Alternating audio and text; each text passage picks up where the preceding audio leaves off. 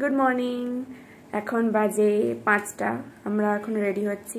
তো এখন বাজে সকাল 6টা, আমরা রেডি হয়ে বেরিয়ে পড়েছি, বাস স্ট্যান্ডের দিকে যাচ্ছি। এখান থেকে বাস স্ট্যান্ড মোটামুটি হেঁটে 15 মিনিট লাগবে। এখন একটু ঠান্ডা ঠান্ডা লাগছে, ওয়েদারটা একটু ঠান্ডা আছে, আর এটা অনেকটাই ওয়েস্টের দিকে ঘেঁষা, সেই জন্য সূর্যের এখনো কোনো দেখা নেই।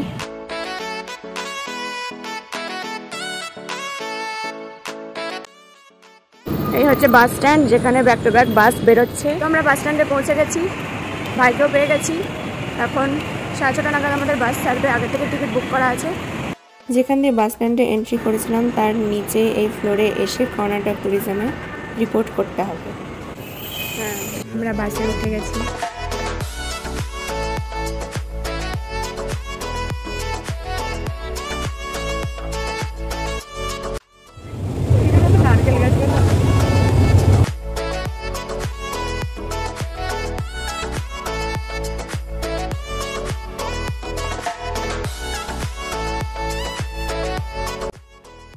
পুরো ট্রিপটাই হচ্ছে কর্ণাটক গভর্নমেন্টের গভর্নমেন্ট স্পন্সর করা এই ট্রিপটা প্রত্যেক দিনই হয়। সপ্তাহে ডেলি এই বাসগুলো রান করে, পার হেড 950 করে ভাড়া পড়ে। তো একটা ওয়েবসাইট আছে যেখান থেকে বাসটা বুক করতে হয়, হাতে 20 মিনিট টাইম। এখানটাতে এখন ব্রেকফাস্টের জন্য বাস দাঁড় করিয়েছে, ব্রেকফাস্ট প্লাস কিছু ফ্রেশ ট্রেশ হওয়া থাকলে এখানটাতে হতে হবে। ব্রেকফাস্টে মশলা ধোসা নিয়েছি। জল এবং খাবারের খরচ আলাদা করে নিজেদেরকেই করতে হবে। খাবারের জন্য এখানে কুপন সিস্টেম রয়েছে, এই রেসিডেন্টগুলোতে ফুডিং লজিং এর ব্যবস্থাও রয়েছে। এই হলো ডিটেলস। ইনি হলেন আমাদের ট্যুর গাইড, যিনি প্রত্যেকটা স্টপেজের আগে আমাদেরকে এক্সপ্লেন করছেন। बेलगोला में 1 घंटा खड़ा था गाड़ी, उसके बाद में बेलूर। জুতো খুলে উঠতে হবে, যার জন্য এমার্জেন্সি পারপাসে মোজা কিনতে হলো। মোজাগুলো পরি।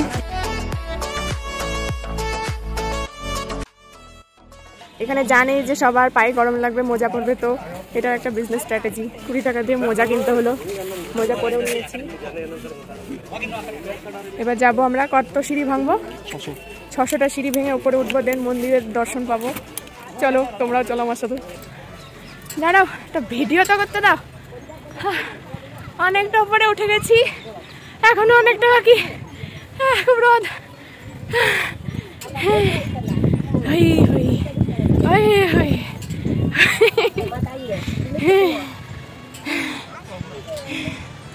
আচ্ছা আচ্ছা,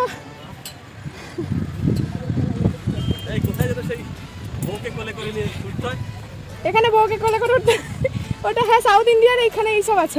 20 টাকার মোজা, ভেরি রিস্কি মোজা, স্লিপ খাচ্ছে, একে তো পাচ্ছি না মোটা বদন নিয়ে উঠতে। আমরা 600টা সিঁড়ি কভার করে পৌঁছে গেছি মন্দিরের কাছে। 600 সিঁড়ি পার করে আমরা এসেছি, অনেকটাই উপরে, পুরো একটা ভিউ পয়েন্ট মতন। টেম্পলে পৌঁছে গেছি। যারা এখানে পায়ে হেঁটে আসতে পারবে না তাদের জন্য ডলির ব্যবস্থা আছে। দুজন দেখলাম বয়স্ক মানুষ। Here is the temple. Here is the temple.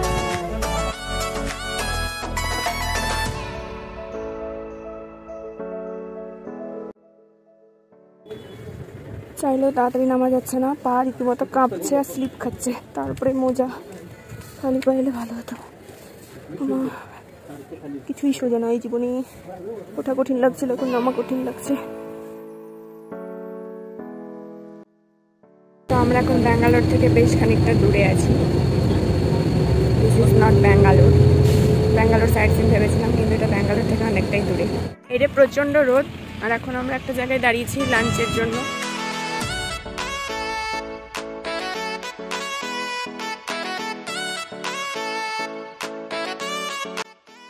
প্রচণ্ড রোদ, কিন্তু খুব একটা গায়ে লাগছে না, আর পেয়েছে খুবই খিদে।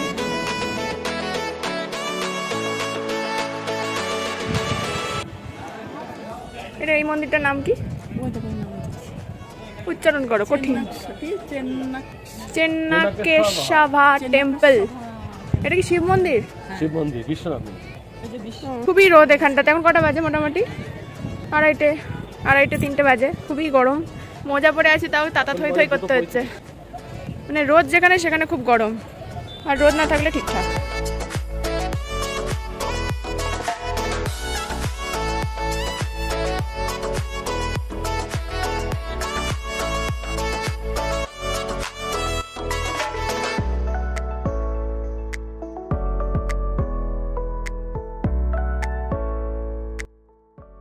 আমরা দেখতে চলেছি হয়শেলাশভারা টেম্পল।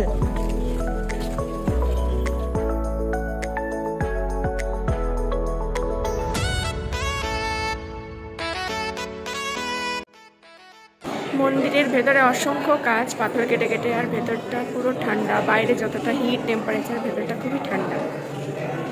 দেখা কমপ্লিট। এইদিকে একটা মন্দির ছিল, ভেঙে পড়ে আছে এখন, হয়তো রিকনস্ট্রাকশন হবে কি হবে না জানি না।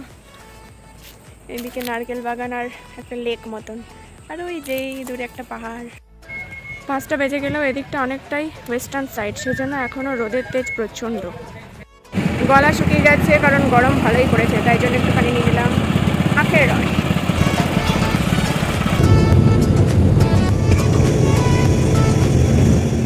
এখানে হবে এখন আমাদের ডিনার ব্রেক। অসাধারণ জায়গাটা, কি যে হচ্ছে, এত সুন্দর জায়গা, খাবো না দেখবো। একদম হাই রোডের ওপরে পুরো এলে গেছি।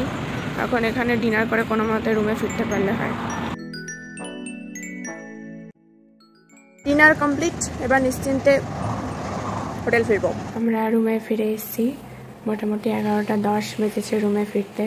প্রচণ্ড ক্লান্ত, বাট ভালো লাগলো, জায়গাগুলো দেখতেও ভালো লাগলো। আর একটা অন্যরকমভাবে নতুন ধরনের একটা ট্যুর এক্সপিরিয়েন্স করলাম, কিছু অচেনা মানুষের সাথে নিরিবিলিভাবে বিভিন্ন জায়গায় গেলাম, আবার একসাথে একই জায়গাতে নামলাম। জিনিসটা বেশ ভালো লাগলো, একটা নিউ এক্সপিরিয়েন্স।